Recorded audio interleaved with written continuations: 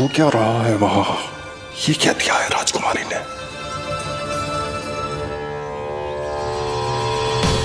गुरुदेव, शीघ्र ही कोई मुहूर्त बता दे तो बड़ी कृपा होगी। नंद महाराज, अब क्या नामकरण का मुहूर्त भी मुहूर्त निकाल के बताओगे आप? हैं? क्रोधित क्यों हो रही हो यशोदा? बताता हूँ, धैर्य धरो। हाथ मुंह धो लिया, जल पी लिया, विश्राम कर लिया, अब कितनी प्रतीक्षा करवाओगे? हैं? मैं सब समझ रही हूँ, आप जानबूझ के मुझे सताने के लिए ना बता रहे। मैया कितनी भोली है बाबा, आप क्यों सता रहे हो उन्हें? अरे बस बस बस, इतना भावुक होने की आवश्यकता ना है। बता तो, पंडित जी ने बताया है एक बहुत ही शुभ मुहूर्त आने वाले सप्ताह में ये है। और जानते हो जिस मुहूर्त किस दिन पड़ेगा? जिस दिन हमारा लल्ला पूरे 100 दिन का हो जाएगा। इससे अच्छा मुहूर्त तो हो ही नहीं सकता। धन्यवाद गुरुदेव।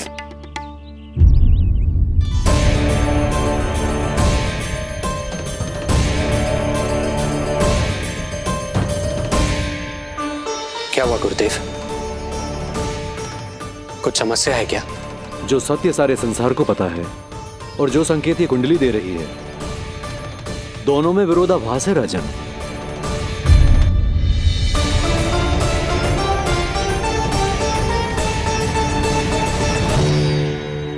मैंने कहा ना राजन, उसकी चिंता करने की आवश्यकता नहीं है। ये कुंडली मुझसे कह रही है कि आपके भाग्य में केवल पुत्र थे। आपके भाग्य में केवल पुत्र थे, तो पुत्री कैसे हुई? इस कुंडली के अनुसार आपकी दोनों पत्नियों के एक एक पुत्र जीवित हैं।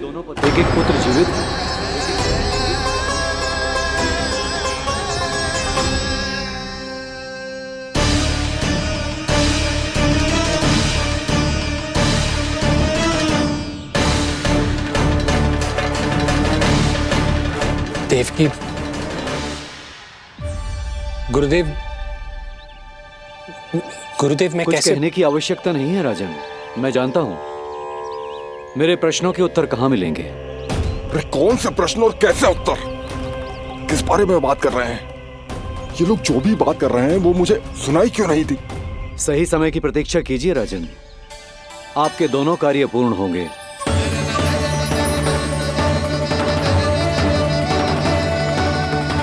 अब आप निश्चिंत होकर जाइए और प्रसन्नता मनाने की तैयारी कीजिए। आपका बहुत बहुत धन्यवाद गुरुदेव। प्रणाम।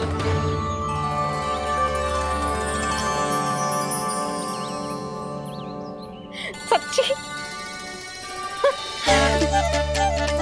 पहले नारायण को धन्यवाद दूं कि लल्ला को सूचना दूं? कुछ समझ में ना आ रहा। लल्ला मैं अभी आया।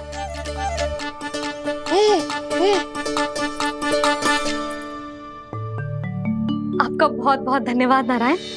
अब शीघ्र ही मेरे लल्ला और उसके दाऊ को उनके नाम मिल जाएंगे, वो नाम जिससे वे पूरे संसार में पहचाने जाएंगे। अब लल्ला को बताती हूँ। लल्ला, तू जैसे ही 100 दिवस का हो जाएगा, तेरा और तेरे दाऊ का नामकरण हो जाएगा। हाँ हाँ, किंतु आपने तो बताओगी ना, हम इन दोनों को मिलवा कब सकते हैं? क्या देख रहे हो, बताओ तो।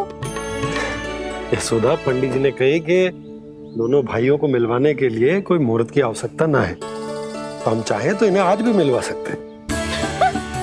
लल्ला सुनो तूने, तू आज ही अपने दाऊ से मिल सकता है। मैं अभी सारी तैयारियां करती हूँ। भव्य मिलन होगा गोकुल में, भव्य मिलन। कुंडली के अनुसार इन दोनों के 8 पुत्रों में से 2 जीवित बचे हैं। पहला तो रोहिणी पुत्र है, पर दूसरा कौन है? और वो कन्या कौन थी जिसे कंस ने मारा था? वासुदेव की कुंडली में अभी तक पुत्री योग बना ही नहीं है।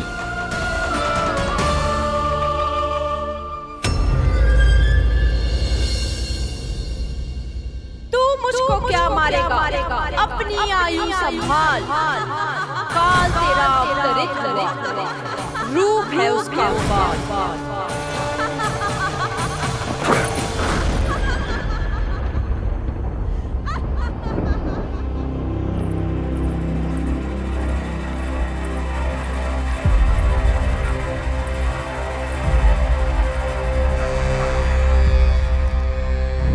आधी रात को इस तरह से उठकर बैठे हुए हैं आप स्वामी।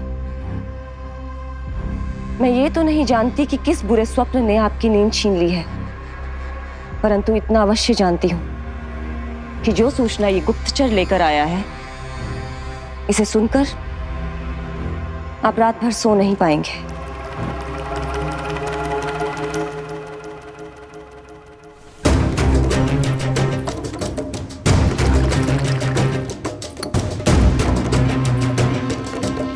क्या सूचना है? महाराज, उत्कच मारा गया, उत्कच मारा गया, उत्कच मारा गया।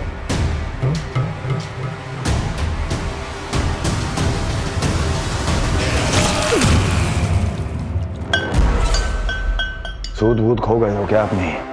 जो दिखता ही नहीं उसे मारा कैसे जा सकता है? इसने स्वयं देखा था महाराज। जिस शकट में समाकर शक्तासुर उस बालक को कुचलने वाला था, आपके शत्रु ने उसी शकट को चकनाचूर कर दिया।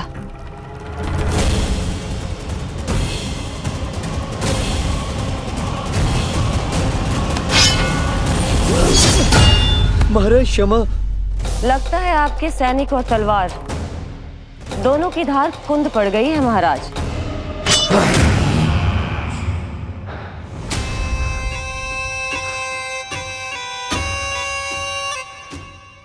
इस तलवार की धार पर अब तभी विश्वास दृढ़ होगा जब ये उस बालक के रक्त से स्नान कर लेगी।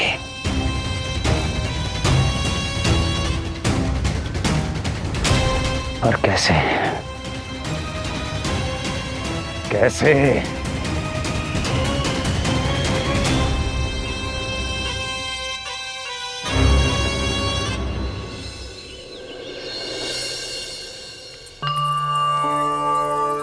कैसी लगी तुझे दाऊ से मिलने की तैयारी? बहुत अच्छी है मैया, पर उससे भी अच्छी है वो प्रसन्नता जो इस मिलन के उत्साह में मुझे आपकी आंखों में दिख रही है।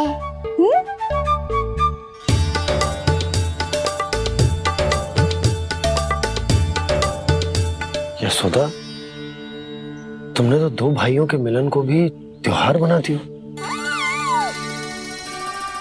हाँ तो जे किसी त्योहार से कम थोड़ी ना है। जे शुभ दिन दोनों भाई के मिलन को पूरा गांव देखेगो। तो फिर अब बड़ी मैया को बुलाओ ना मैया। यशोदा जी, रोहिणी जीजी इतनी प्रतीक्षा क्यों करवा रही है? इतने दिवस से छुपा के रखे हो लल्ला को, अब तो शीघ्रता करनी चाहिए ना, है ना भाभी? प्रतीक्षा अवश्य की है, किंतु फल भी तो मीठा मिलेगा। आती होंगी रोहिणी जीजी।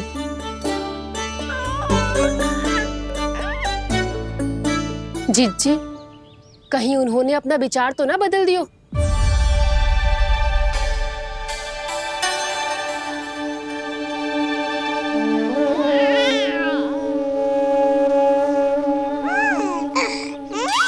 कितनी शीघ्र चिंतित हो जाते हो आप सब।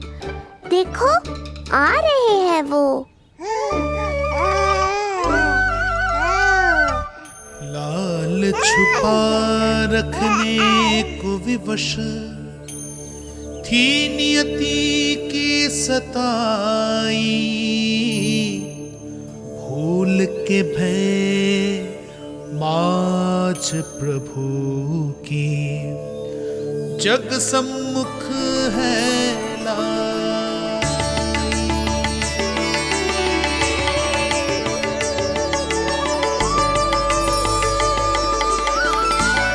देखो तो कितनी मधुर मुस्कान है।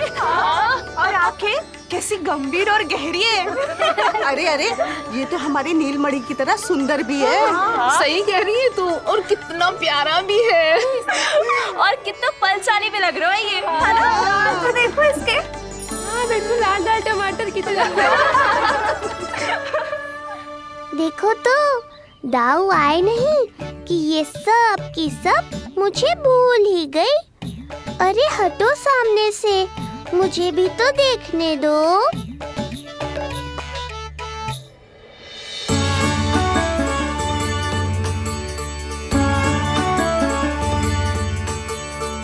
मैया सहायता करो ना।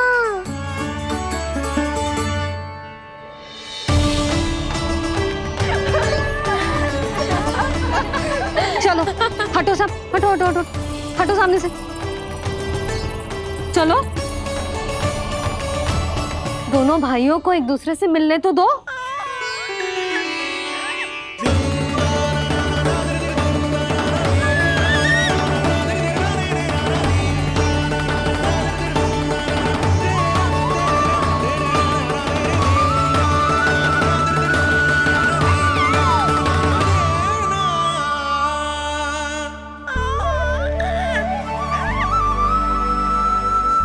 चल लल्ला, चल आजा।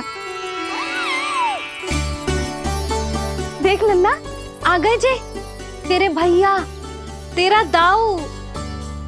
जी भर के बातें करो और निहारो एक दूसरे को। लाओ जिज्जी, आजा। ये रहे तेरे दाऊ। आओ जिज्जी।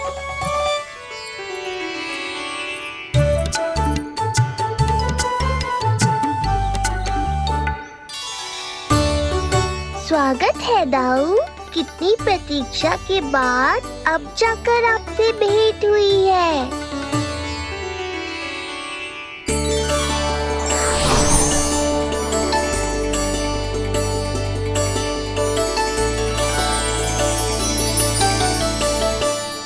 क्या हुआ दाऊ, मुझे पहचान नहीं पा रहे? कितनी देर लगाओगे दाऊ? अब तो पहचान लो, छोटा भाई हूँ आपका।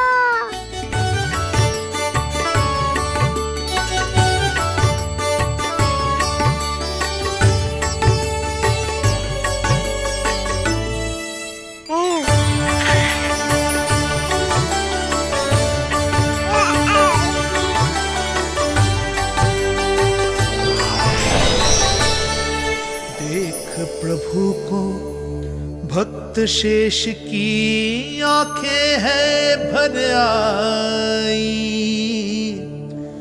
भावुक हरि भी निहारे की अब मिलन की बेल आई।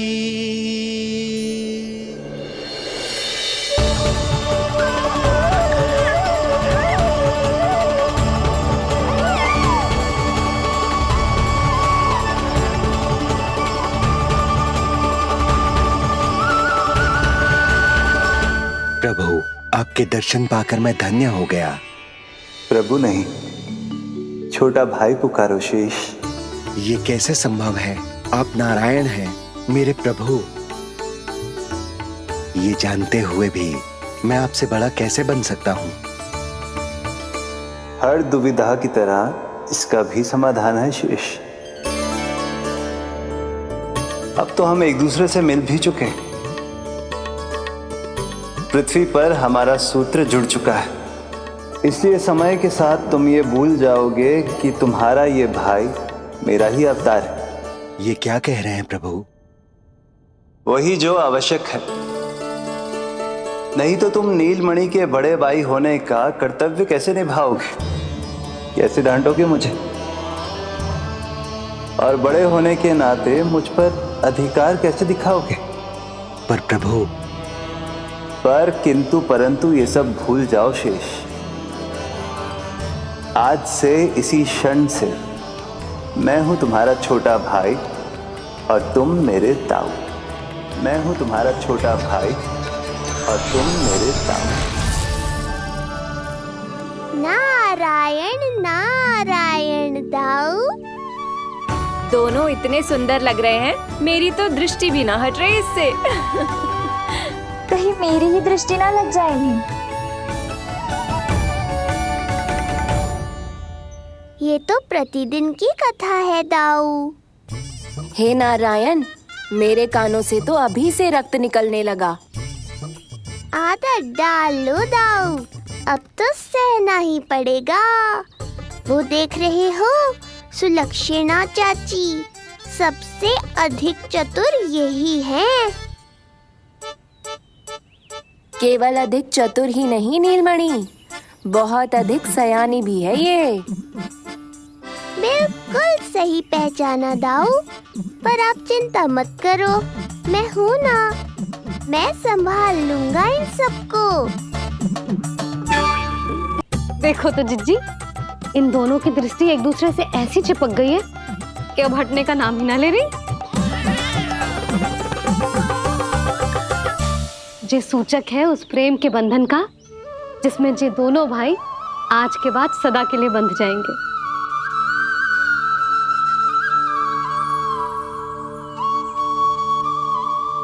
मुझसे भूल हो गई यशोदा, मैंने इन दोनों को पहले ही मिलवा देना चाहिए था।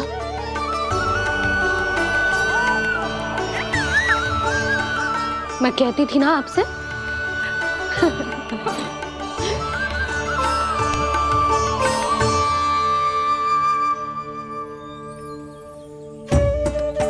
आई मैं।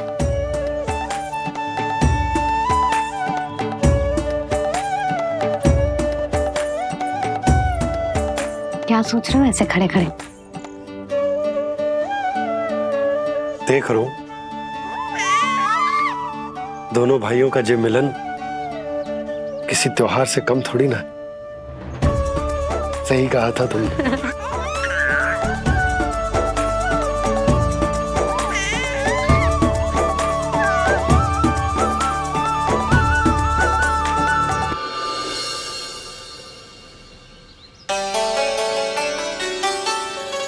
सुना ना तूने जो गोपिया क्या कह रही थी कि नीलमणि का दाऊ कितना बलशाली है। इसका तो यही अर्थ हुआ ना कि नीलमणि अपने दाऊ जितना बलशाली ना है। अब समझा मैया कि आज मुझसे इतना व्यायाम क्यों करवाया जा रहा है। पर मुझे पता है मेरा नीलमणि सबसे अधिक बलशाली है। हाँ। उज्जवल ने कही थी ना, नीलमणि ने यूं उड़ा दिया था काले कौवे को मथुरा की ओर। और उज्जवल ने तो ये भी कही थी कि नीलमणि ने अपने पांव से सकट पे प्रहार भी किया था। कैसे किया था प्रहार? ऐसे किया था। लग गई मैया को। कैसे किया था? फिर से बता कैसे किया था?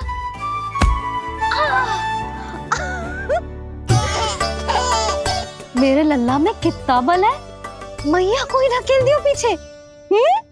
अच्छा ही है कि आप उज्जवल के कहे को गंभीरता से नहीं ले रही, नहीं तो आपका ये रूप मैं कैसे देख पाता मैया।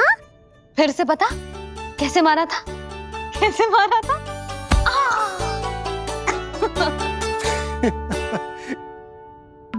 लल्ला तू बड़े के जैसे कब से हंसने लगो?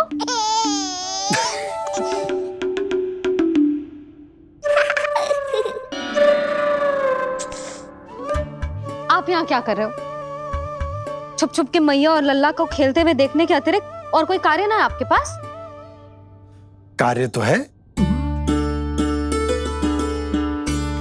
पर यह अधिकार भी है कि मैं अपनी बड़ी सी पत्नी को अपने छोटे से लल्ला के साथ छोटे बालकों की तरह व्यवहार करते हुए देखूं। अब देख लियो ना, अब जाओ अपना कार्य करो। कार्य तो कर लूंगा, परंतु मेरा पेट मुझसे कह रहा है कि इसे भूख लगी। भूख लग गई? भोजन का समय होगा। अभी लगाती हूँ भोजन।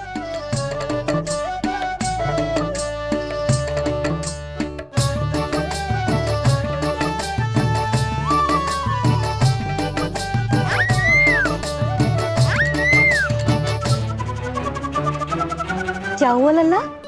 इतना उतावला क्यों हो रहा है तू? तुझे भी भूख लगी आई है क्या? सच्ची में भूख लगी आई है कि मंद मंद मुस्कुरा के मैया को बांधना चाहता है? तनिक रुक जा, तेरे बाबा को भोजन परोस के यूं गई और यूं आई। मेरा अच्छा लल्ला। आई।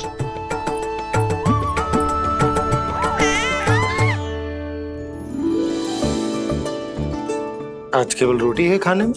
ना, दाल है ना, तरकारी भी है, दही है, लड्डू भी है। तो दाल ले आओ। अभी लाई है।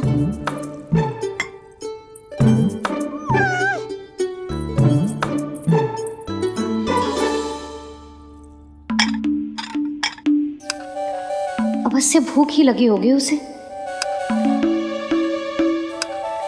यशोदा, दही नहीं दाल। क्षमा करना, भूल हो गई।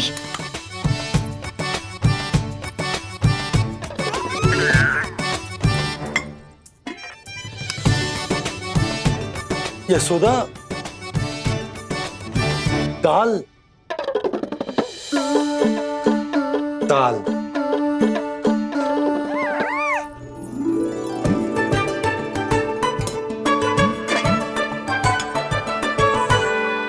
अब ऐसे क्या देख रहे हो? बोला ना भूल हो गई। सब मिला के खा लो, पेट में तो मिलना ही है। थोड़े चावल मिलेंगे? हाँ मिलेंगे, अवश्य मिलेंगे।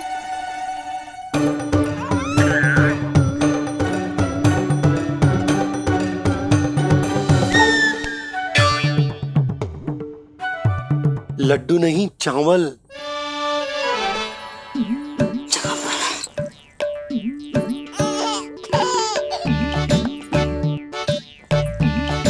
हंस क्या रहे हो जी?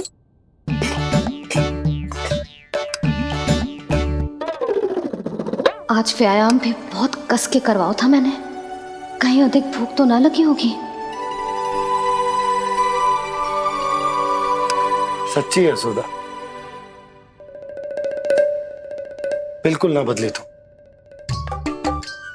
पहले रामू की चिंता में व्याकुल रहती थी और अब हम नीलमणि में तुम्हारा मन लगा रहता।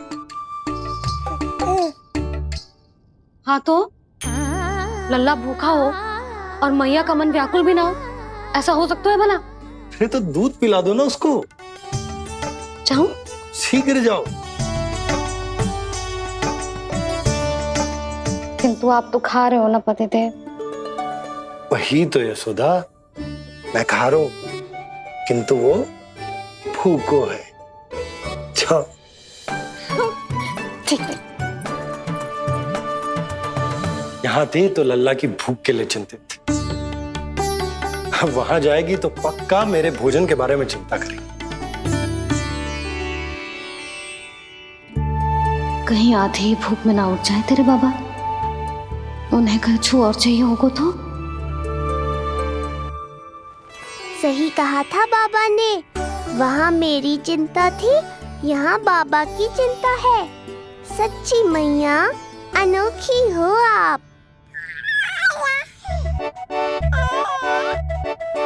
अरे इतने से पेट भर गया तेरा? ना, ये वाली मुस्कुराहट तो मत ही दिखा मुझे। इतनी शीघ्र तेरा पेट भर ही ना सकता। मैया जानती है अपने लल्ला की भूख।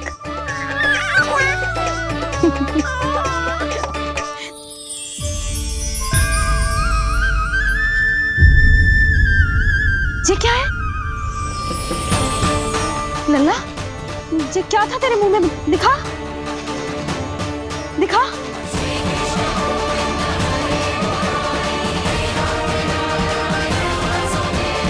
मैया को सब पता है, इतनी जल्दी तेरा पेट भर ही ना सकता।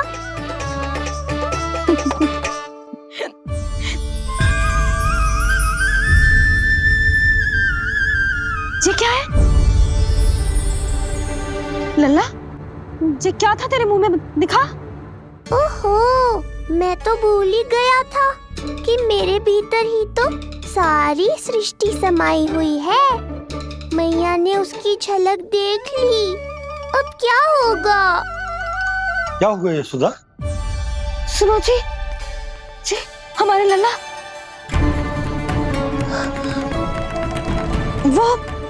वो इसके मुंह में। क्या? भूल जाओ ना मैया, कुछ नहीं था मेरे मुंह में। लल्ला मुंह खोल के बाबा को दिखा। अरे क्या देख रही है उसके मुंह में? अवश्य ही मेरा दृष्टि भ्रम होगा, किंतु ऐसा भ्रम। अरे बताओ ना यशोदा, या फिर मुहूर्त शीघ्र ना बताने की बात का प्रतिशोध ले रही हो तुम? ना ऐसी बात ना है। तो फिर बताओ ना क्या बात है? हा? मैंने लल्ला के मुंह में कुछ देखो। क्या देखो? अब फंस गया मैं। मैया बाबा को सब कुछ बता देंगी और राय का पहाड़ बन जाएगा। फिर कैसे संभालूंगा इन दोनों को? ऐसे लगो जैसे जैसे पूरा का पूरा ब्रह्मांड। ब्रह्मांड लल्ला के मुंह में। अच्छा, तुम मेरा मुंह देखो।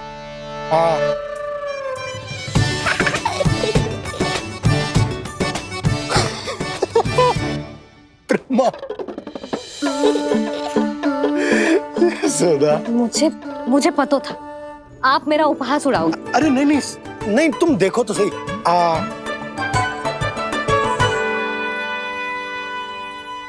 ब्रह्मांड ना सही, गोकुल तो दिखना चाहिए। अरे गोकुल को राजा हूं मैं, है कि ना? है? देखो, अरे देखो। धन्यवाद बाबा, आपने इस बात को गंभीरता से नहीं लिया, इसलिए अब मैया भी नहीं लेंगी। आज तो बचा लिया आपने। आज के बाद ना आपको कुछ बताऊंगी ही ना। आप जाओ, नामकरण उत्सव की तैयारी करो। और हाँ, इस बार भी उत्सव छोटा ही करना है, जो तो मत ही बोलना आप। हाँ। अब इसे कैसे समझाऊं कि हम कोई भी उत्सव बड़ा ना कर सकते? व्यर्थ ही कंस की दृष्टि पड़ जाएगी हम पर।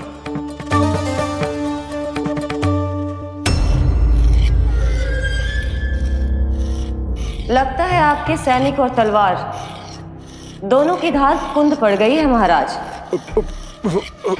महाराज, मुझे भय था कि कहीं ऋषि गर्ग मुझे श्राप ना दे दे।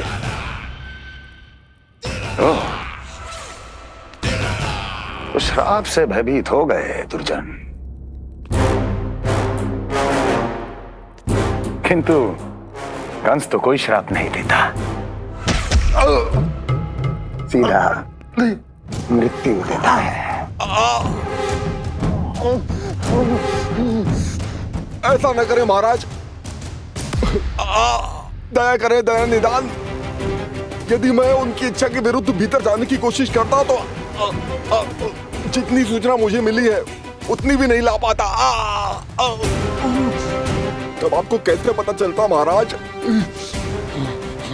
कि आपकी बहन और बहनोई मात्र अपनी वृद्ध संतानों के श्राद्ध के लिए वहां नहीं गए थे?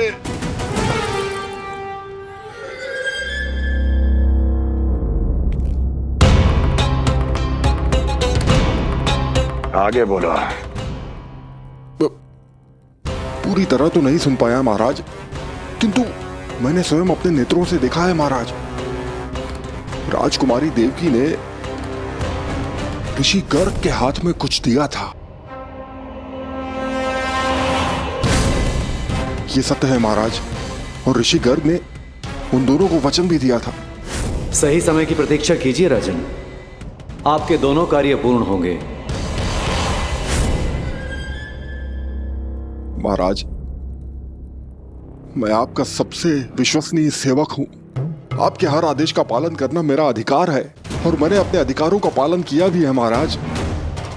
किंतु फिर भी यदि मेरी ओर से कोई भूल हुई हो, मुझे क्षमा करे दया निदान, मुझे क्षमा करे। इसका अर्थ है कि उत्कल पंकज सही कह रहा था। वो दोनों अवश्य ही कोई ना कोई षड्यंत्र रच रहे हैं मेरे विरुद्ध। समय आ गया है, अब मुझे किसी ऐसे की खोज करनी होगी जो उतना ही शक्तिशाली हो जितनी की मेरी ये तलवार।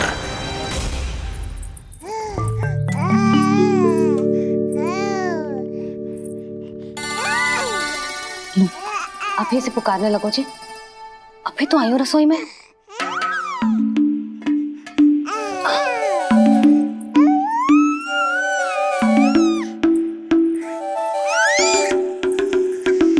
शीघ्र ही तुझे भी अपने बाबा का हाथ बटाना पड़ेगा, समझ रहे हो ना? बटाएगो ना हाथ? अभी जे 100 दिन का भी ना हो और जे इस नन्हे से बालक को काम काज का भार सौंपने की बात करने लगे। काम का नाम सुनते ही मुख से स्वर ना निकल रहे तेरे। अभी तो बड़ा ऊ कर रहा था। बता, हाथ बटाएगो के ना? अरे बता ना।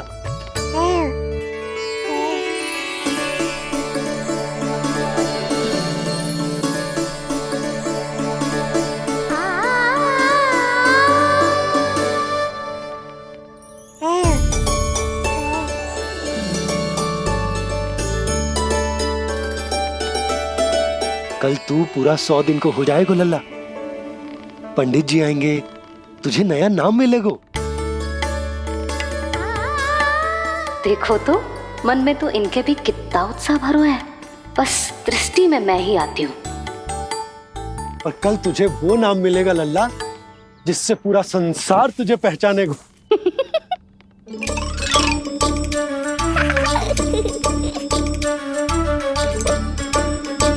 अब लल्ला, कितना कार्य शेष है और तूने मुझे बातों में लगा लियो।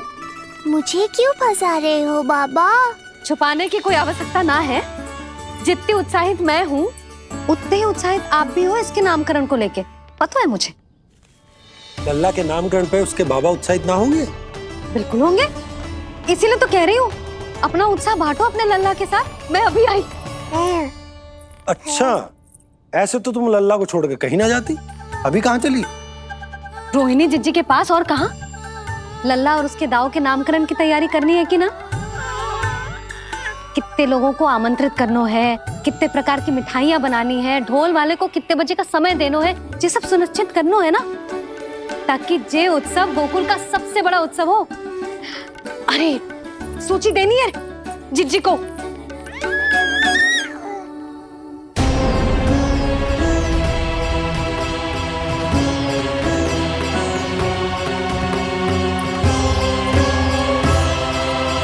सबकी कोई आवश्यकता ना है। आवश्यकता ना है मतलब? कहना क्या चाहते हो आप? मैं ये कहना चाहता हूं कि यशोदा, सत्य तो ये है कि हमें दुख में ना अत्यधिक दुखी होना चाहिए और ना सुख में अत्यधिक उत्साहित। प्रसन्नता कितने भी क्यों ना, हमें उत्सव संयम से ही मनाना चाहिए। इतने वर्ष संयम ही तो रखा था ना नंद जी। ये समय संयम का ना आनंद से बावले हो जाने का है। यशोदा, हम आयोजन छोटा ही करेंगे। मैं कुछ सोच समझ कर ही तो कह रहा हूँ। पर क्यों? मुझे भी तो समझाओ। हर बात समझाने की ना होती है यशोदा। अच्छा, पति पत्नी में भेद हो तो है? ठीक, मैं कोई भेद ना रखूं। जो भी अब तक मैंने तुम्हें ना बताया है वो सब बताऊं। ओहो, क्या कर रहे हो बाबा? कंस के बारे में कुछ बता मत देना मैया को। वो मंगला है ना, उसने आज शाम को ही बछड़ा दियो और भाद्रपद का मास लगभग बीतने को ही है, तो धीरे धीरे शरद ऋतु आ जाएगी, दूध की हानि भी कम हो जाएगी। हाँ? और वो सरजू है ना, उसको बैद जी ने पूरे पखवाड़े का विश्राम के लिए कहा है। क्यों? क्योंकि वो ठाट से गिर गए थे और गिरते समय उसे भीतरी चोट लग गई थी। अरे बस बस बस, ये सब मुझे क्यों बता रहे हो? इसका नामकरण से क्या संबंध? तुम्ही ने तो कही ना कि पति पत्नी के बीच में कोई भेद ना होता। तो मुझे जो भी बात पता है मैं तुम्हें बताऊंगा। कितनी समझदारी से बात बदल देते हो आप, और भोली भाली मैं आपकी बातों में आ जाती हूँ और इस सब में असली बात तो रह ही जाती है। किंतु आज बात मेरे लल्ला की है। उत्सव तो विशाल ही होगा और इस बारे में कछु और ना सुनूंगी मैं। आप लल्ला का ध्यान रखो, मैं जा रही हूँ रोहिणी जीजी के पास। यशोदा,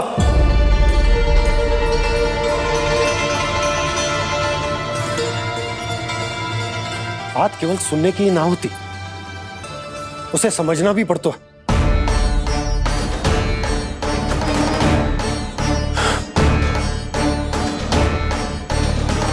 विश्वास है ना मुझ पर? मैं कुछ सोच समझ कर ही कर रहा हूँ ना। उत्सव तो छोटा ही होगा।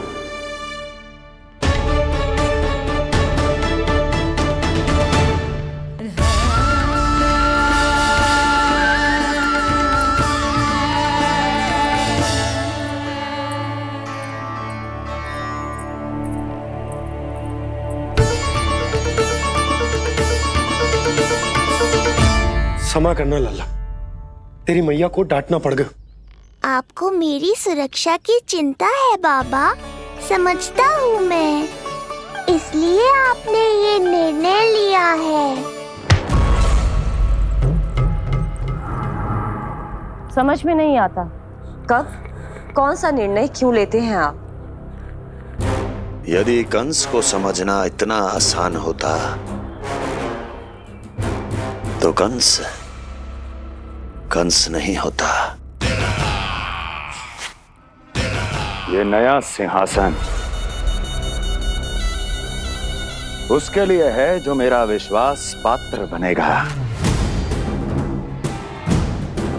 मेरे दाहिने हाथ की तरह मेरे मन के सबसे निकट होगा वो। मंत्री परिषद में विशेष स्थान की प्राप्ति होगी। मेरे बाद पूरे राज्य के लिए उसी का वचन होगा। शासन। किंतु ये अधिकार केवल उसे प्राप्त होगा जो मेरी परीक्षा में उत्तीर्ण होगा। मेरा सबसे महत्वपूर्ण कार्य करेगा वो। इसलिए जाओ, कह दो सभी बाहुबलियों को, महाबलियों को, दैत्यों को, दानवों को, प्रेतों को, पिशाचों को, सभी को ये सूचना दे दो। ना ना ना ना, सूचना नहीं, चुनौती दो कि यदि साहस है तो आए, मेरी परीक्षा में उत्तीर्ण हो और इस सिंहासन पर बैठने का अधिकार प्राप्त कर ले। जाओ। और हां, ये अवश्य कहना कि केवल वही आए जिनके हृदय में साहस का ज्वालामुखी धधकता हो, जिनकी तलवारें पर्वतों का सीना चीरने को व्याकुल हो, जिनकी संकल्प शक्ति इतनी दृढ़ हो कि मृत्यु से टक्कर ले लें। कायर नहीं चाहिए मुझे। जाओ। महाराज, आप जिसे भी ये विशेष पद देंगे, भविष्य में यदि वही हमारे शीश पर बैठ गया तो क्या करेंगे आप? पहले ऐसा कोई योद्धा सामने तो आए अस्ति, जो उस विष्णु के अवतार का संहार कर सके।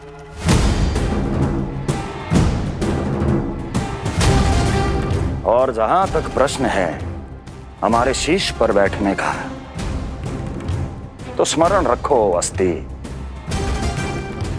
कंस को अच्छी तरह आता है ऐसे दुस्साहसियों को बीच दरबार में खड़ा करके अपनी उंगलियों के संकेत पर नृत्य करवाना। ता दीर्घ ता। और अपना कार्य सिद्ध होने के बाद उनके तन से उनके शीश को उतारना। कंस को भली भांति आता है।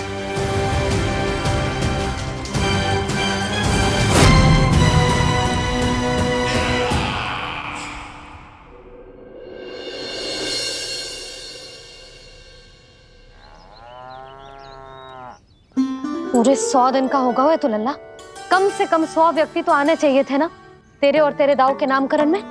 हाँ, अब तुम मुस्कुरा क्या रहो है? आप हमारे भी लल्ला का नामकरण कर दो ना। पुत्री, ये क्या कह रही हो तुम? विनती कर रही हूँ, और मेरी जे आग्रह अस्वीकार मत ही करो। आप दोनों भाइयों का नामकरण एक साथ हो जाएगा।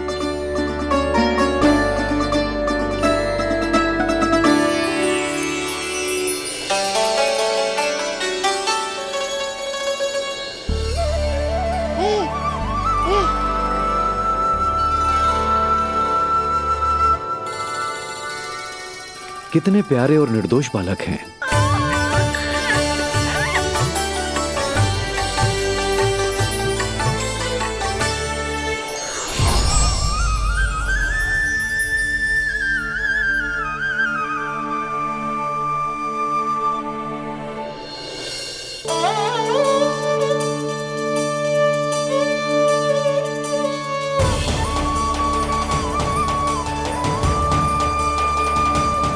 इन दोनों को देखकर गुरुदेव की आंखों में आंसू क्यों आ गए?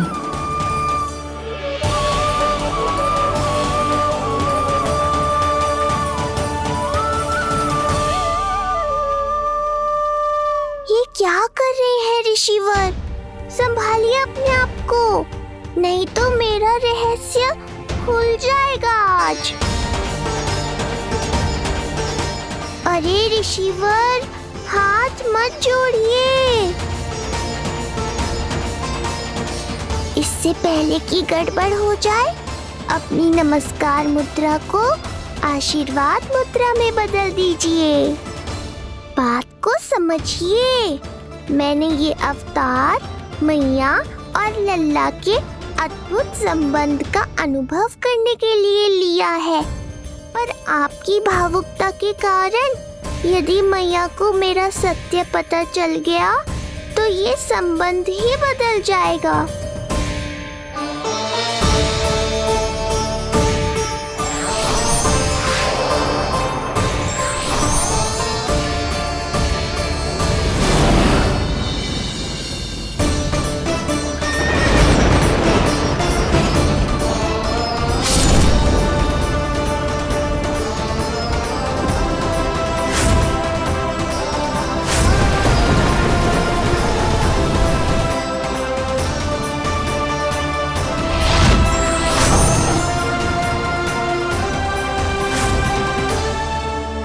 अब आप सब कुछ जान चुके हैं ऋषिवर, इसलिए अब मेरे सामने हाथ जोड़कर मेरे सत्य को उजागर मत कीजिए।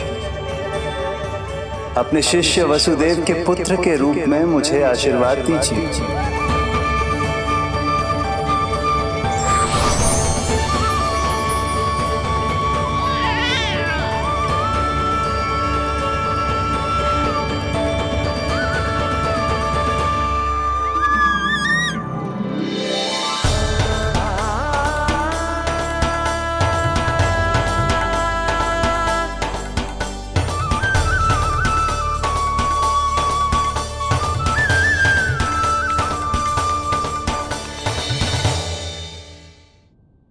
ऋषिवर, आप मौन क्यों हैं? और आपकी आंखों में आंसू, सब कुछ ठीक है ना? अब तो आप हमारे लल्ला का नामकरण करोगे ना? इन दोनों का नामकरण करना मेरा सौभाग्य होगा पुत्री।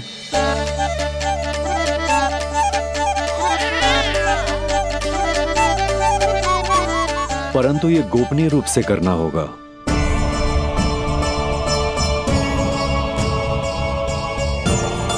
अवश्य ही स्वामी का आग्रह होगा, ताकि कंस की बुरी दृष्टि हमारे पुत्र पर ना पड़े। ये तो बहुत महान ऋषि हैं, इन्हें कंस के अत्याचारों के बारे में अवश्य पता होगा। अपनी संतान का नामकरण संस्कार करना एक मां के लिए उत्सव से कम नहीं होता है, पर यह छुपकर करना होगा। आप दोनों को स्वीकार तो है ना? जैसी आपकी आज्ञा गुरुदेव। स्वीकार है गुरुदेव। तो फिर कहाँ करना है हमें नामकरण का प्रबंध? गुरुदेव, मंदिर सही रहेगा? उससे पवित्र स्थान तो हो ही नहीं सकता है। रिसीवर, आप तनिक विश्राम कीजिए, हम लोग प्रबंध करते। मैं कुछ समय इन बालकों के साथ व्यतीत करना चाहूंगा। ये तो इनका सौभाग्य होगा। हमें आज्ञा दीजिए।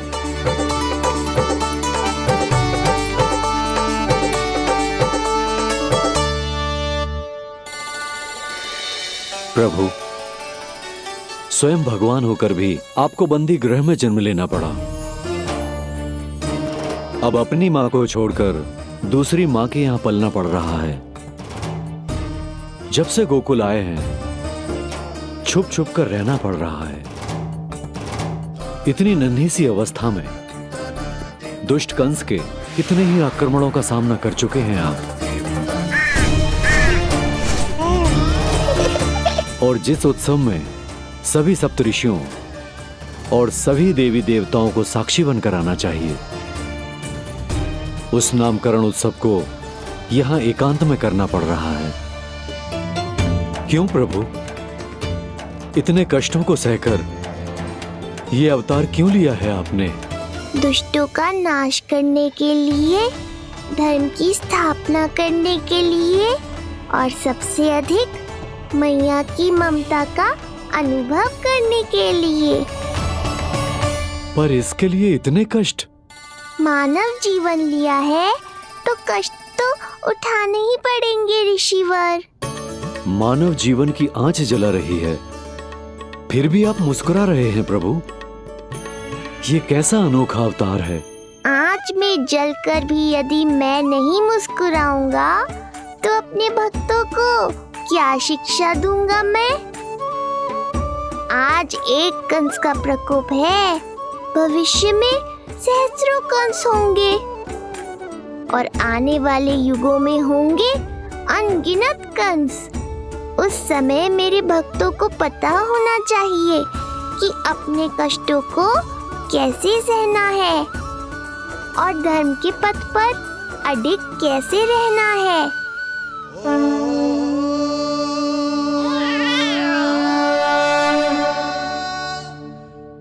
आप धन्य हैं प्रभु। देखा अस्ति, जब सिंह दहाड़ता है तो वन के सभी जीव जंतु इकट्ठे हो ही जाते हैं। वो सब जो मेरा विश्वास पात्र होने का अधिकार और ये सिंहासन पाना चाहते हैं, सामने आए। बुद्धि के बिना बल अपंग होता है महाराज, और मेरे पास बुद्धि और बल दोनों हैं। आप केवल आदेश दीजिए किसका संहार करना है।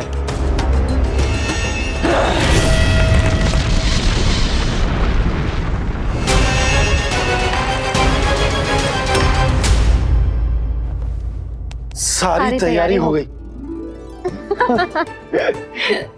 बोलो। आप गुरुदेव को बुला लो, मैं रोनी जीजी और बालकों को ले आती हूँ। यशोदा, तुम रुष्ट तो ना होना मुझसे? मैं भला रुष्ट क्यों होने लगी?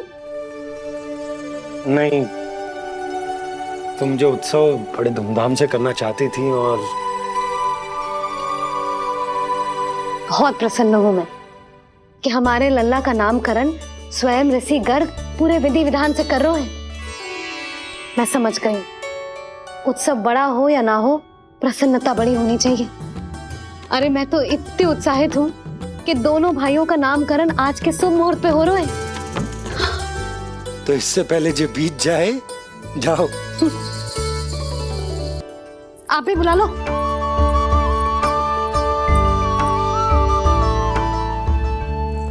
यहाँ सब के सब एक से बढ़कर एक है, तो फिर अपने कार्य के लिए किसका चुनाव सबसे पहले करूं? मेरा सामर्थ्य तो आपने अभी तक देखा ही नहीं महाराज। चुटकी बजाकर शत्रुओं का विनाश कर सकता हूं मैं।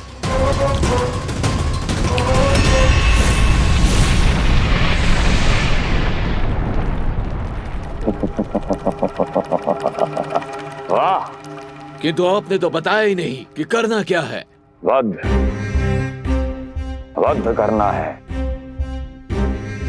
एक नवजात बालक का वध। उसे साधारण बालक मत समझना।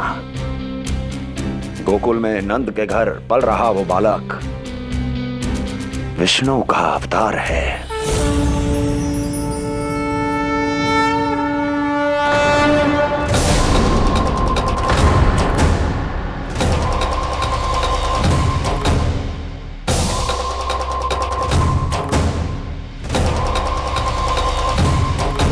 क्या हुआ?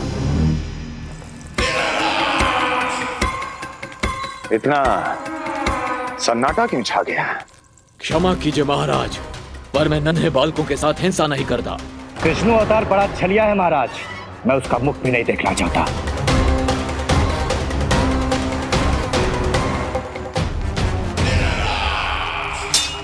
जाने दो इन्हें। वैसे भी इस सिंहासन के लिए मुझे कायरों की कोई आवश्यकता नहीं। जाने दो।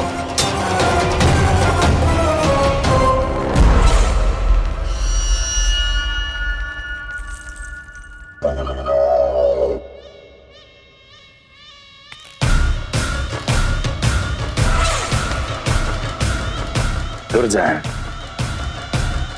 क्या कहा था मैंने कहा था केवल वही आए जिनके हृदय में साहस का ज्वालामुखी धधकता हो, जिनकी तलवारें पर्वतों का सीना चीरने के लिए व्याकुल हो, जिनकी संकल्प शक्ति इतनी दृढ़ हो कि वो मृत्यु से टक्कर ले जाए। वही होगा इस सिंहासन का असली अधिकारी। महाराज,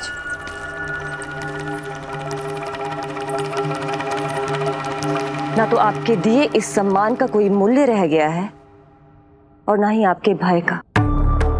अभी आपने ही कहा था ना कि जब वन में कोई सिंह दहाड़ता है तो उस वन के सभी जीव जंतु एक जगह एकत्रित हो जाते हैं, परंतु उसी वन में जब कोई बब्बर सिंह दहाड़ता है तो वही जीव जंतु भय के मारे इधर उधर भागने लगते हैं। निश्चित ही वो बालक इन सब के लिए बब्बर सिंह बन चुका है। उसका भय हमारे साम्राज्य की नींव हिला रहा है महाराज।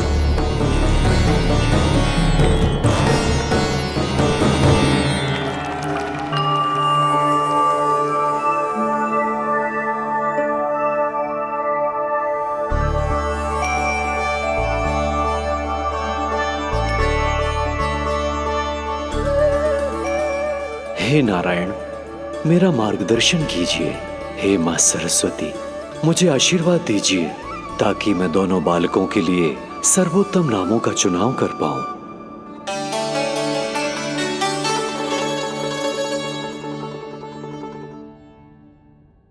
आपके पुत्र को बड़े भाई के कर्तव्य का निर्वाह करना है और इस दायित्व को प्रभु श्री राम से अच्छा किसने निभाया है?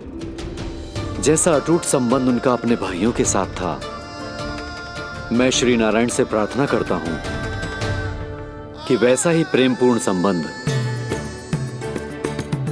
इसका भी अपने छोटे भाई के साथ हो।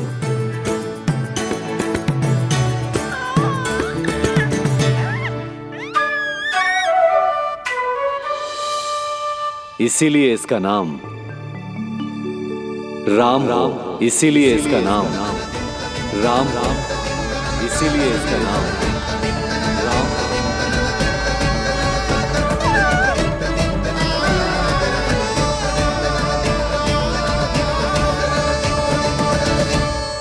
बड़े भाई में आदर्श, न्याय संकल्प बल के साथ साथ शारीरिक बल भी होना चाहिए।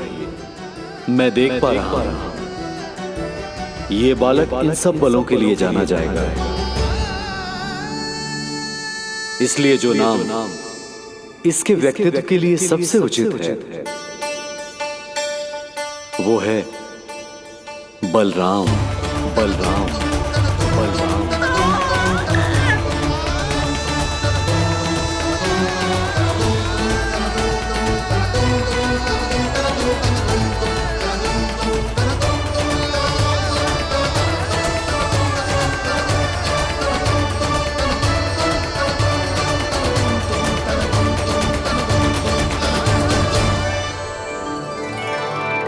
बलराम।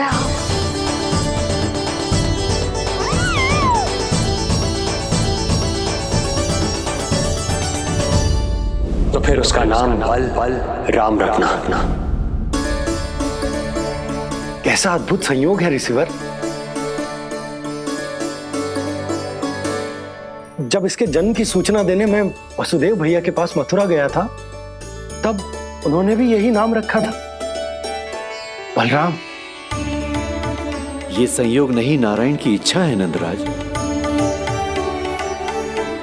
बलराम से अधिक उपयुक्त नाम इस बलराम के लिए कुछ और हो ही नहीं सकता है। पर मैं तो दाऊ कहकर ही बुलाऊंगा इन्हें, बलदाऊ।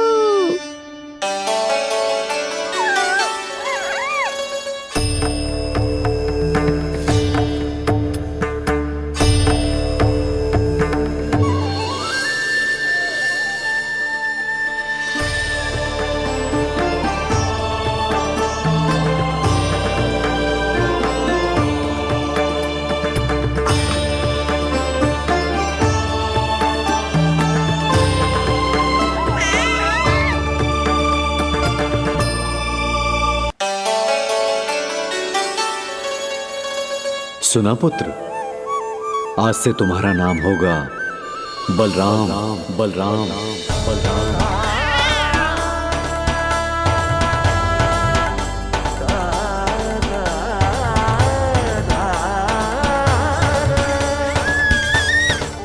गुरुदेव, कितना अद्भुत नाम दिया है आपने इसे। अब मेरे लल्ला को भी ऐसा ही कोई उत्तम सा नाम दे दो।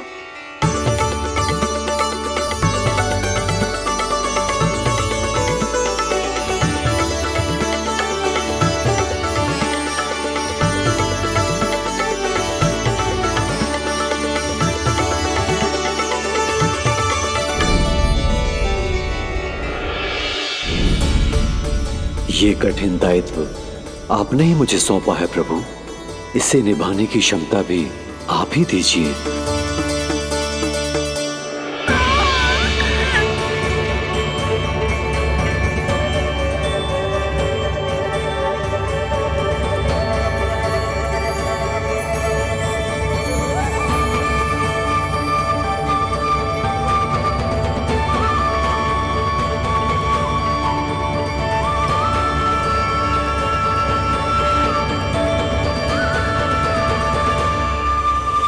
कृष्ण कृष्ण कृष्ण कृष्ण कृष्ण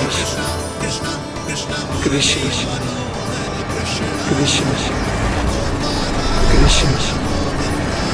कृष्ण।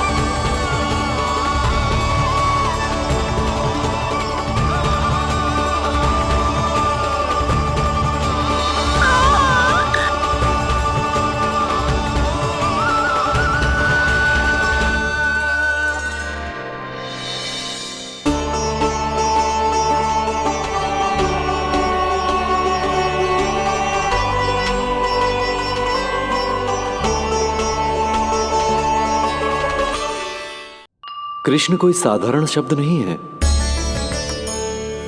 ये अनेक विशेषताओं से भरा हुआ है।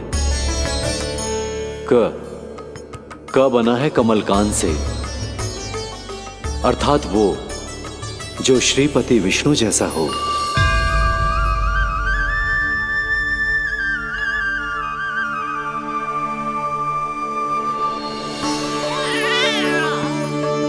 री की उत्पत्ति हुई है श्री राम से, अर्थात वो जो सबके हृदय में बस जाए।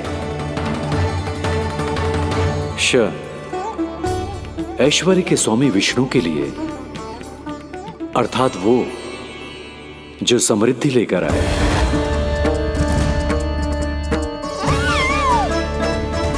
और ना है नरसिंह के लिए, अर्थात वो जो रक्षा करे। और अंत में आकार की मात्रा सूचक है अग्निदेव का, अर्थात वो जो स्वयं तप कर सबको पवित्र कर दे।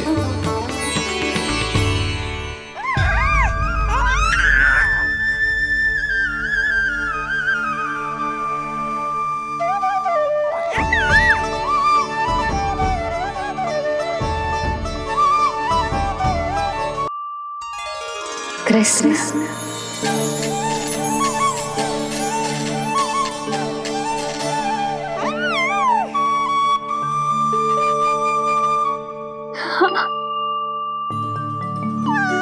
और जो मानवता के शत्रु हैं, उनके जीवन में ये नाम अशांति, असुरक्षा, भय उत्पन्न करेगा। पर सात्विक प्रवृत्ति के व्यक्तियों के लिए ये नाम शांति, संतोष और सुख का सूचक होगा।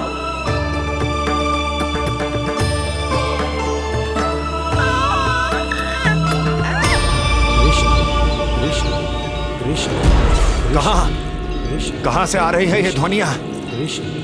कहां से आ रही है ये ध्वनियां?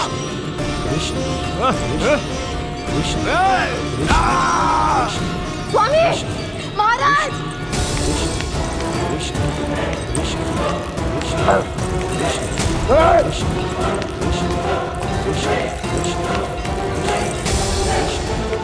कैसी ध्वनि महाराज?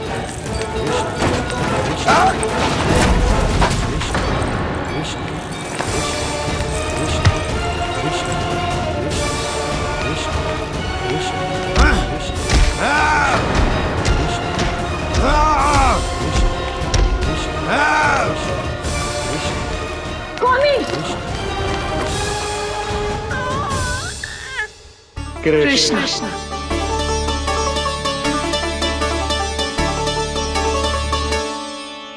कृष्ण, जे नाम अनंत काल तक स्मरण किया जाता रहेगा, जय तेरी मैया का आशीर्वाद। संसार मुझे कृष्ण बुलाए या नीलमणि कहकर पुकारे, मैं रहूंगा तो बस यशोमती मैया का नंद लाला। यशोमती मैया के नंद लाला, यशोमती मैया के नंद लाला।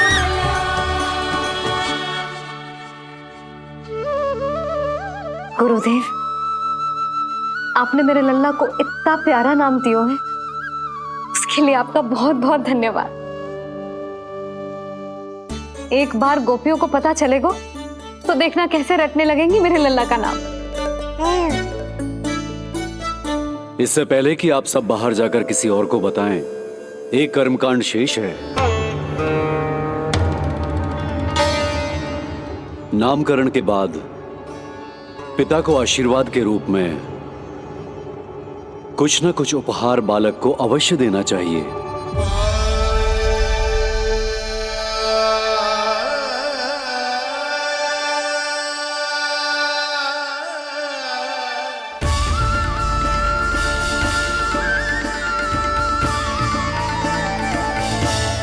मैं क्या दूं?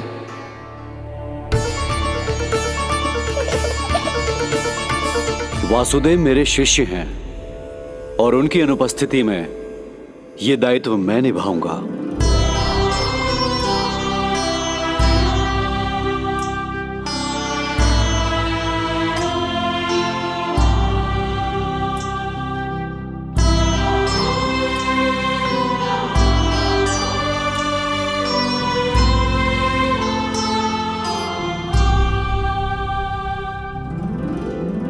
इसे अपने पिता की ओर से स्वीकार करो पुत्र।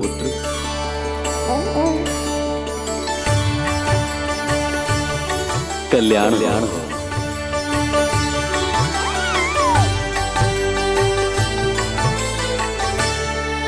क्या दूं मैं इसे?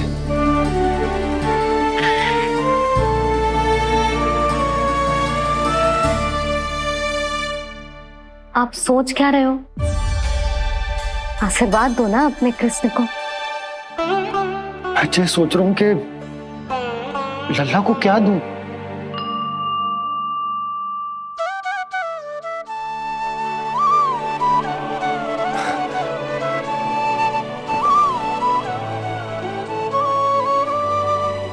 लल्ला, तू स्वयं ही बता दे, तुझे क्या चाहिए?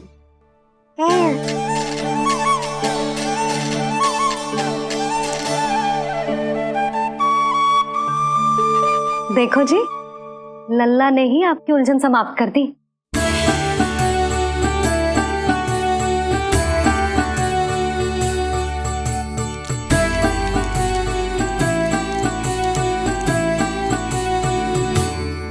मेरा आशीर्वाद कि तेरा जे नाम कृष्ण तेरी प्रजा के लिए बहुत हितकारी हो। गुरुवर, आप भी इसे आशीर्वाद दें। जिनके आशीर्वाद से ये पूरा संसार संचालित होता है, उन्हें मैं क्या आशीर्वाद दूं?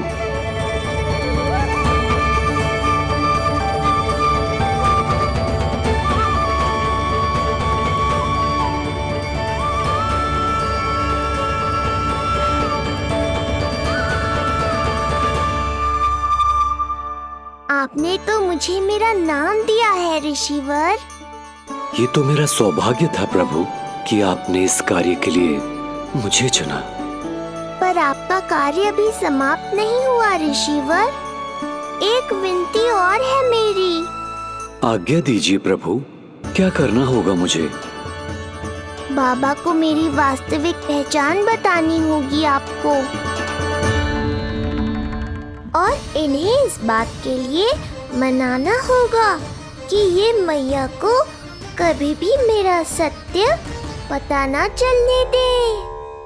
पर प्रभु, मैं ये कैसे कर पाऊंगा?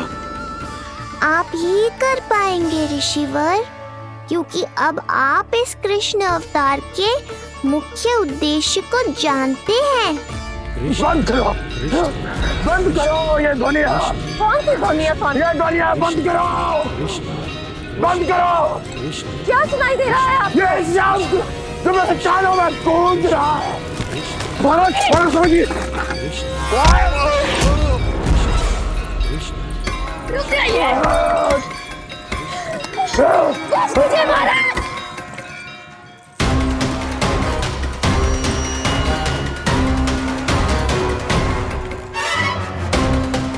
आप भूल रहे हैं कि आप मथुरा नरेश है, कंस है आप। और किसी भी व्यक्ति, वस्तु या घटना से महाराज कंस इतने व्यथित नहीं हो सकते कि वो सुदबुक खो बैठे। स्वयं को संभालिए महाराज। बंद हो गई, बंद हो गई, बंद हो गया वो स्वर, बंद हो गई वो ध्वनिया। काफी। यूं मत सोचना कि मैं तुम्हें सुन नहीं रहा था। तुम सत्य कह रही हो। मैं कंस हूं। किसी भी व्यक्ति, वस्तु या घटना से व्यथित नहीं हो सकता। दुर्जन! जी महाराज। इस सिंहासन को पुनः स्थापित करो। यदि कोई भी योग्य इसे स्वयं सिद्ध करने नहीं आता तो मुझे पता है मुझे क्या करना है, कैसे उस दुष्ट बालक का संहार करना है। मैं भली भांति जानता हूं। ये दायित्व आपको ही निभाना होगा ऋषिवर। इससे दो लाभ होंगे। एक तो मेरे बाबा कंस के कारण होने वाली चिंता से मुक्त हो जाएंगे, और आवश्यकता पड़ने पर मेरी पहचान को मैया से सुरक्षित रखने में सहायता भी करेंगे।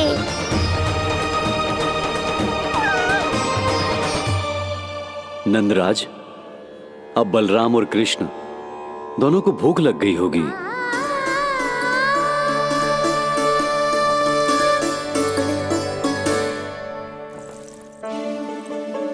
प्रणाम गुरुदेव। प्रणाम गुरुदेव।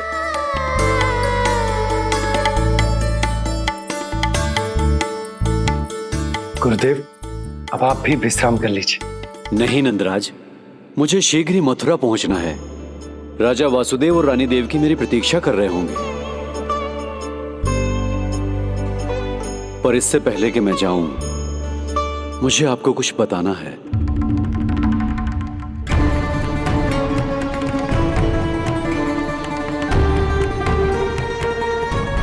गुरुदेव, आपके ललाट पर बल पड़ गए। सब कुछ ठीक तो है ना? कहीं आप मुझे कंस के बारे में तो ना बताना चाहते? गुरुदेव, मैं जानता हूं कि कंस नवजात शिशुओं की हत्या करवा रहा है।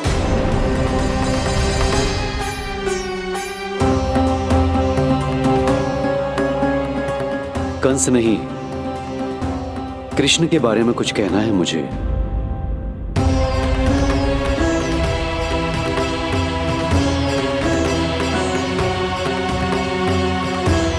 बताइए गुरुवर। मैं एक ऐसा सत्य बताने जा रहा हूं नंदराज, जो है तो वरदान, पर उसे स्वीकारना आपके लिए बहुत कठिन होगा। गुरुदेव, आप जो कह रहे हैं वो मैं समझ ना पा रहा हूं। बताइए ना।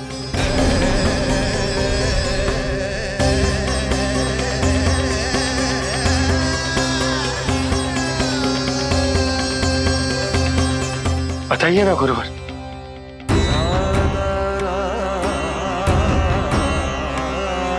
सत्य यह है नंदराज, कृष्ण राजा वासुदेव के पुत्र हैं। कृष्ण राजा वासुदेव के पुत्र हैं। कृष्ण राजा वासुदेव के पुत्र हैं।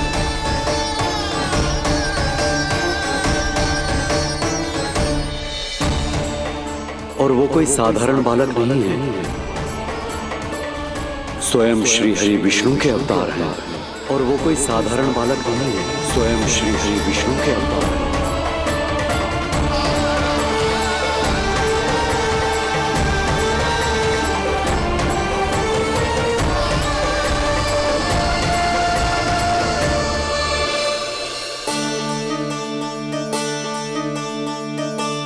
अशु विचित्र लग रहा है। कौन हो तुम? मैं हूं श्री विष्णु का अवतार। कैसे संभव है गुरुदेव?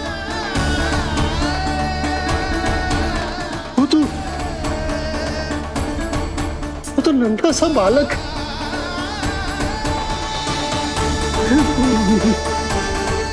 वो श्री नारायण का अवतार कैसे हो सकता है? और गुरुदेव, आप ये सोच भी कैसे सकते हैं कि वो मेरा लल्ला वसुदेव भैया का पुत्र है? यही सत्य है नंदराज, पिछले जन्म में मिले वरदान का फल है ये।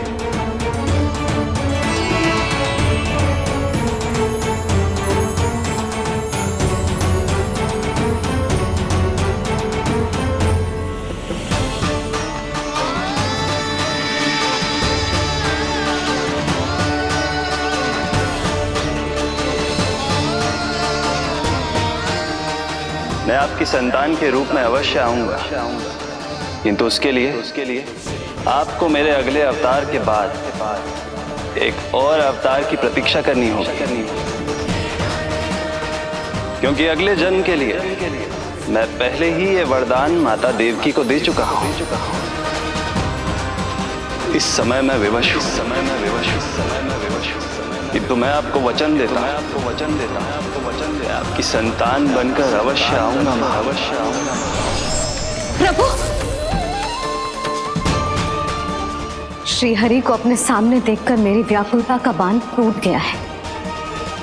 2 जन्म बहुत बड़ा समय होता है स्वामी। अपने पुत्र के रूप में हरि को गोद में खिलाने के लिए अब मैं और 2 जन्मों तक प्रतीक्षा नहीं कर सकती। धरा!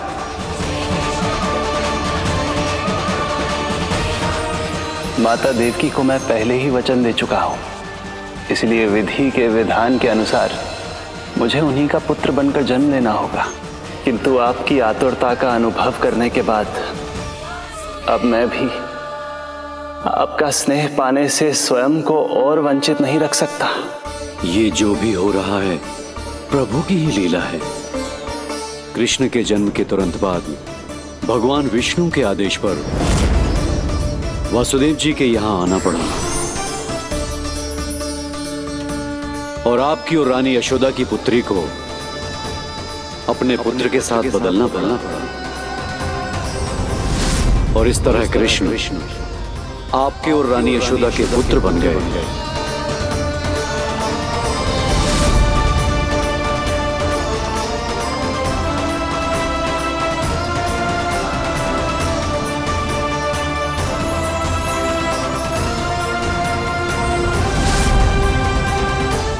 आपने सही कही थी गुरुदेव, जिस सुनने में तो वरदान ही लगता, पर इसे स्वीकार करना उतना ही कठिन।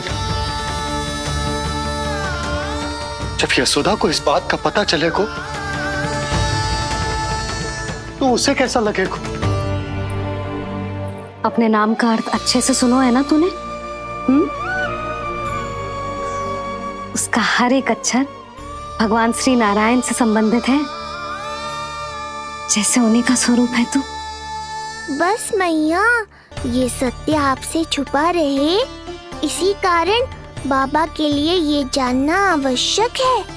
फिर चाहे इसे स्वीकार करना उनके लिए कितना भी कष्टदायक क्यों ना हो। नहीं नंद, ये सत्य उन्हें आप नहीं बताएंगे। स्वयं प्रभु ने मुझसे कहा है किसी और प्राणी को इसके बारे में भनक तक नहीं लगनी चाहिए, और रानी यशोदा को तो बिल्कुल नहीं। गुरुवर, कंस के आक्रमणों की जानकारी यशोदा से पहले ही छुपा कर रखना कठिन था। अब इतना बड़ा सत्य मैं यशोदा से कैसे छुपाऊंगा?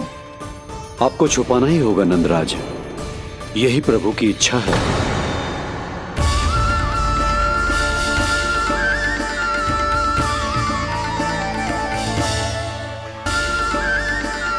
पर क्यों गुरुवर?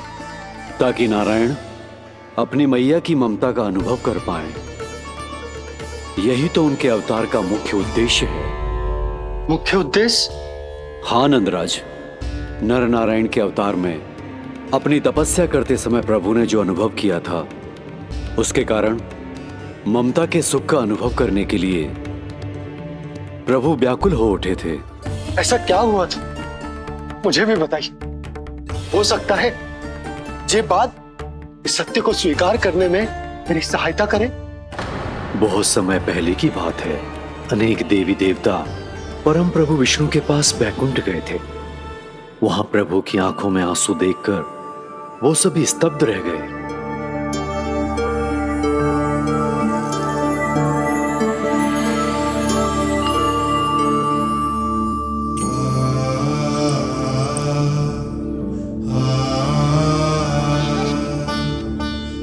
प्रभु, आपकी आंखों में आंसू?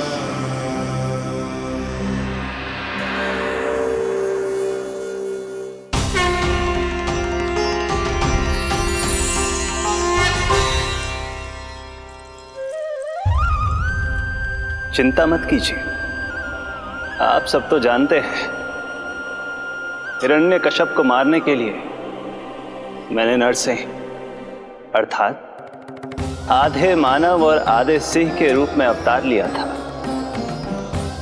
उस राक्षस का वध करने के बाद नर और सिंह दोनों भागों ने अलग अलग होकर नर और नारायण के रूप में पुनः जन्म लिया। वर्तमान में वो दोनों बद्रिकाश्रम में तपस्या कर रहे हैं।